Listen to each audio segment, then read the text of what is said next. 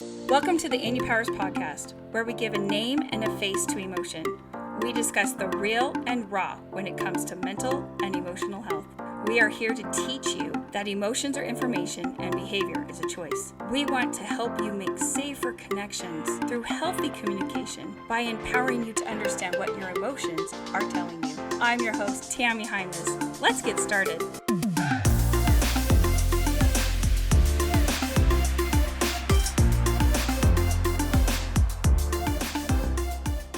Hi, welcome to the inUpowers podcast. I'm Tammy Hymas, your host, and today we have Nikki Tavares with us, and I'm so excited for you to meet her. She has been a teacher for over 20 years, and she has her master's degree, and she's one of our curriculum designers, and she's super helping us create all this stuff. You have heard me talk about my phenomenal team. Here is another member of my phenomenal team, Nikki Tavares, and for our Moments Minute, before we get into the episode, I want you to think about when you have big emotions or feelings and when they are reactive or frustrating. What do you do in that? Do you lash out? Do you take a moment to pause and be still? And do you make a positive choice or a negative choice with those emotions? Or have you even considered the fact that when you're having a big emotion, you can just pause and feel that emotion but not behave that emotion? And for our Moments Minute, we want you to think about that as we get to know Nikki and talk through all of it. So say hi, Nikki. Hi, how are you?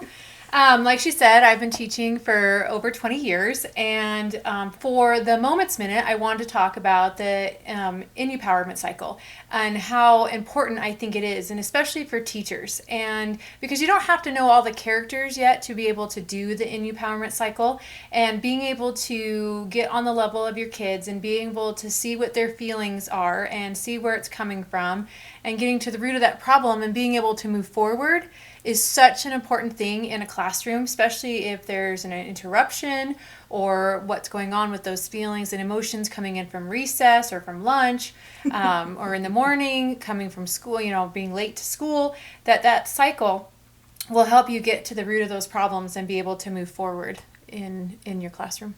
So what was your first experience with the inUpowers? So my first experience, and I will never forget this experience, Tammy had asked me to, I don't know, was it like 4 or 5 years ago? It was 4 years, 3.5 years, 4 years ago, yeah. Yeah. So one of the characters, Yubi, had a book at the time and wanted me to read the book and talk about a few of the characters with my students.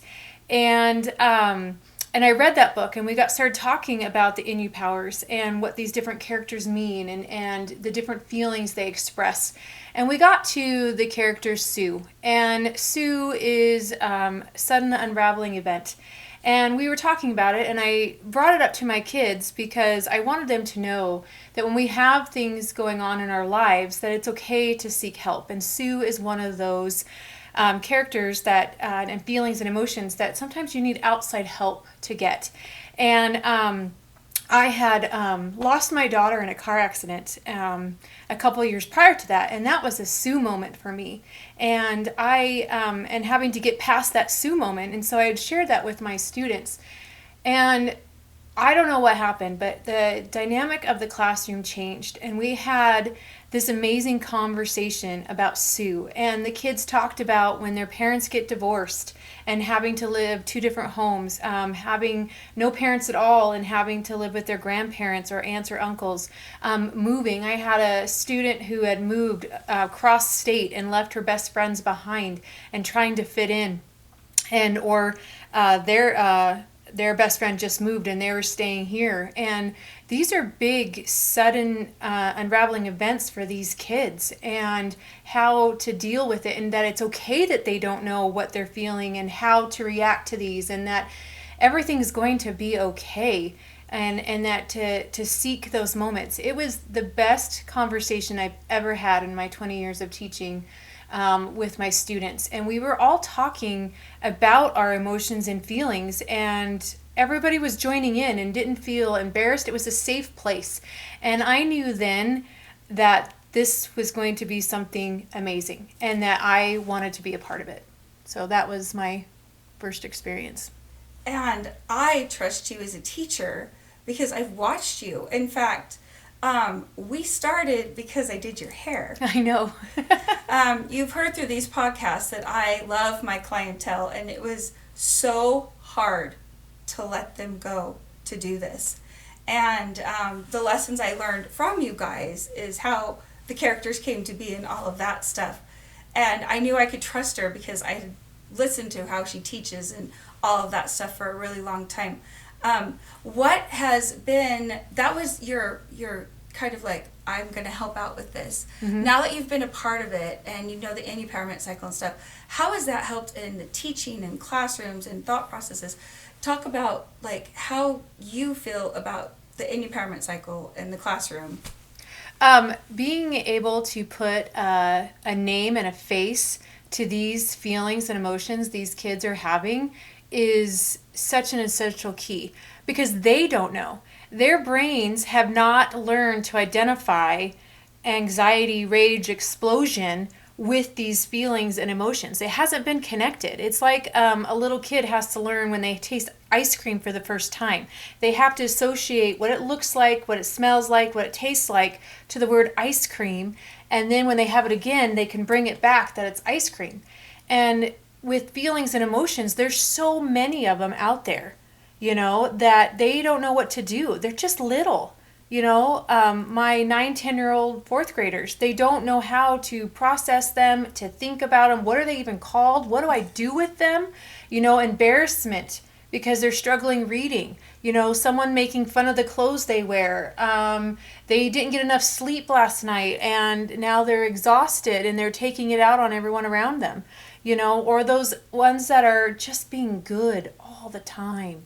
And making those good choices all the time. Being able to put a name and a face to these emotions is just paramount. It's such an amazing tool. And then once you can do that, then to find the root of those emotions and where they're coming from and where to go moving forward. And my biggest part is the accountability. I love the accountability. Being a mom and a teacher, there has to be accountability. Your choices mean something. And that's what these kids need to learn is our choices mean something. And not necessarily good or bad, but that they mean something. And so I just love it the whole way around of being able to figure out what that feeling is and to be in that moment and to figure out why I'm feeling that way. And then what do I do moving forward? And what accountability do I have? What restitution, if any, do I have? It's just a great empowering piece for these kids to be able to put a name and a face to it and then act upon it and to know that it's just a moment. It's in time. Right? It's not, their whole life that they're going to be labeled the troublemaker their whole life. That it's just this moment and let's move past it. Right. And how many times did you see the way the parents acted or the way the children acted? Oh, so many times. Learned behavior.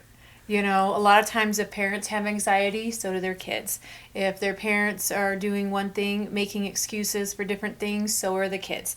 Likewise, if parents are making sure their kids are being responsible, then that's what I see as well. So it goes both ways, positive outcomes as well as not so positive outcomes. What do you wish parents could know for their kids going to school or about the program or about anything? Like, it is so fun to have you in the office because she's like, well, if the parents could do this or if the kids could do that. I'm like, here's your opportunity. Let's talk to them. What are some of those inside informations? I call them golden nuggets. I love them. I'm like, okay, you have to put that in the lesson. Okay, you have to put that in the lesson. Because over 20 years of experience. Well, one thing is like when your kid comes home from school, and you can just tell that something isn't right. If parents know the inUpowerment cycle, they can get to the root of the problem too about what happened at school. Were they embarrassed at school? And it's so much easier to see when they're happy and joyful and everything's going well. But I have a kid of my own who would come home from school and everything that came out of his mouth was negative, negative, negative. It's like he would hold it in at school and then when he would get home, he would just let it all go. And so I would need to let him go and then start asking questions and find the root of what really was wrong. Wasn't because they served bad lunch today, it's because something happened with someone. And so we can recognize that these actions, these behaviors are because of these feelings, and we can get to the root of that behavior, then we can help them to be more successful. Absolutely. So, that's just one piece of the whole inUpowerment cycle and inUpowers, is being able to help your own kid when they are struggling with things. And it's empowering as a parent when they are, or even maybe probably a teacher, when you see them having these big feelings or their behavior is about ready to blow, or their emotions are just right on the surface, just touch them and tears are going to fall, right? And to be able to work it through with them. Yeah. It's empowering, and it feels like, I don't know. Well, one thing for sure that parents need to realize with their kids' emotions is you can't invalidate those feelings. Thank you. And that's the problem. I think we're like, you're too big, you shouldn't be crying. Right? Or I don't know why you missed your mom, you're in 3rd grade. Come I'm on. guilty. I've done that. I have too. But realizing that they're feeling those things for a reason, or they're crying, or they're angry, there's a reason behind it. Right. There's a reason behind it, and you need to get to that reason. When I taught preschool, and I would have kids who would come and they're crying, and I tell parents to just go, well, we've got it. I don't sit there and tell them that you don't need to cry, you're fine, you're a big boy, It's like, oh, I know, me too. I miss my kids. And I would tell them, yeah, it's okay to miss your mom. She loves you very much, and they look at me like I was weird or something, because I'm like, it's okay.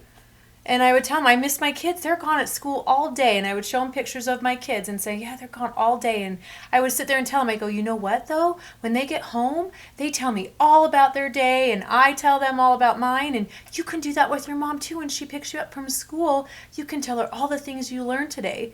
And they're like, I can? And I'm like, yeah. And I'm like, it's okay to miss your mom. Right. You love her, and there's nothing wrong with loving and missing her, but she doesn't want you to miss out on learning and growing, but too many times our first reaction is to say, oh, come on, you're a big boy now. You don't need to cry. You'll be fine without your mom. And a lot of that's the generation autopilots that we grew up with.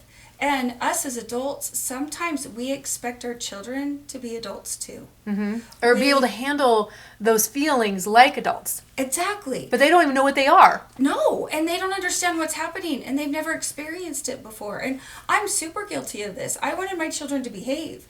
And when they didn't behave, I was like, no, we don't do that. And it wasn't until I started building this program and talking to counselors and amazing teachers and all the incredible people that have helped us that I recognize that. So sorry, kids. I'm very imperfect, but I tried really, really hard, and I love you tons. But more than that, it's learning that there's more, and recognizing that we're all learning. Have you noticed that there's teachers that don't understand this as well and have maybe some old autopilots as well? Or can you tell a difference between a teacher who kind of understands the inUpowers and doesn't? Yes. Yes, because they allow kids to get away with behavior. And when I say get away, I mean like, they hit someone and they're like, oh, that's just Timmy. We know Timmy. That's just what he does. Well, that's not okay. It's not. At the same time, also teachers who don't pay attention to their kids. I'm just here to do my job, and then I leave. Or just like, I don't know how to describe it in the sense of you can just tell that those who are more invested in their kids and who are not. Because whether it's your family, whether it's teaching, relationships are the most important thing. You can't teach anything if you don't have a relationship with that person. Whether it's a kindergartner or a senior in high school, if you don't have a relationship with that person, you're not going to be able to teach them anything. And so they got to be able to trust you, and you have to let them know that you care. And like I've told my kids, I'm on you because I care. I care about your future. I want you to be successful. I want you to know right from wrong. And if I didn't care, I'd let you do whatever you want. Right. And I think we forget that. Because, you've heard of lawnmower parents and helicopter parents and things like that. But I think we forget that the getting up after getting knocked down is where you grow. You don't get strong lifting marshmallows. So we're so afraid to correct or hold accountable, type of things. And I don't like to use positive and negative, but there are positive and negative consequences to your choices. Absolutely. I explain to my students, sometimes I'm willing to use those, to have those consequences. Like, I stayed up way too late reading a book, but it was an amazing book, and it was worth it for me to be tired today. Because I love that book. Because that book was amazing. Now for other people, that might not be a choice that they want to make. But for me, I was okay with that choice. And so the consequence wasn't negative for me, but it was still, I had to deal with being tired. And likewise, when we are kind to people, we get those feelings inside. That's the consequence, that great feeling of being helpful and being kind, and likewise, when we get that feeling of embarrassment or nobody likes me, I have no friends, but you're not willing to change your behavior and look and see, well, if you didn't call people names, maybe you would have more friends, type of thing. But it's just feelings and emotions and behavior are so interconnected. Right. Think about being hangry. Right? My family is terrible with being hangry. And they lash out with their behavior, but if we figure out the why, the root, just feed you, child. Maybe it was because you haven't eaten. Maybe it's because you did stay up late last night. Maybe it's because, why? So many reasons. So many reasons. And then what to do with that going forward. It's just an important skill to have in life. And I've noticed it even as an adult with being involved in the inUpowers program, my way of thinking and things like that. And like, even with my husband or my own kids, I'm like doing things a little differently or realizing that I behave this way when I feel left out or picked on, because I have teenagers and it's always pick on mom. And so I'm like, hey guys, you gotta stop picking on mom. I can't handle it anymore. It's because you're safe and you're a superwoman. Oh, I know, and they think it's funny and they're all getting a good laugh. But sometimes it does hurt my feelings, and I have to let them know, so that Well, yeah, because we can take it for so long, but we need our buckets filled too. Mm-hmm. And I think that, sorry, I totally didn't mean to interrupt you. Go ahead. I think it's another point, is that I think if people and kids were more comfortable about their feelings, then expressing them to other people, they'd be more comfortable and more powerful in doing that. Hey, that hurts my feelings. Can you please stop? Right. Or that just made my day. Thank you so much for doing that for me. Yeah, I don't understand as humans why we're scared to compliment. Yes. Or stand up for ourselves. Oh my goodness, standing up for yourself, that's terrible. We're scared to have an opinion because I think we've been so divisive. Yeah. We have become such a divisive community that an opinion's scary. But an opinion doesn't make you right. It's just your side until somebody's had the courage to show you their side, or you've had the courage to see it some other way. Oh yeah, perspective is a big deal. Huge deal. And stuff. So yeah, we actually had a conversation in my class this last year about perspective. And it revolved around ice cream. I asked a student what their favorite ice cream is, and they said vanilla. And I said, oh, you got to go. Sorry, my favorite's chocolate. You got to go. And they looked at me like, what? I'm like, sorry, you don't share the same opinion, so now we can't be friends. You can't be in my classroom anymore. Got to go. And they were like, serious? And I said, well, what do you guys think? And so we end up having this discussion about opinions, and it's okay to disagree, but not be disagreeable. Right. And I think we've gotten past that it's okay if we have different opinions. We can still be around each other. It's okay if we don't like the same foods, the same shows, the same hobbies, that it's okay. And that I don't need to make fun of someone because we don't share the same opinions. But I think we've also taught so much tolerance that we don't stick up for ourselves, and like you said, we're afraid to share our opinion because someone might get mad at us for sharing an opinion or offended and stuff. But look how much feelings and emotions are in our everyday lives. And if we can't even identify them and understand where they're coming from, the whole be still part, if we can't even do that and move forward, it's just things are going to keep getting worse.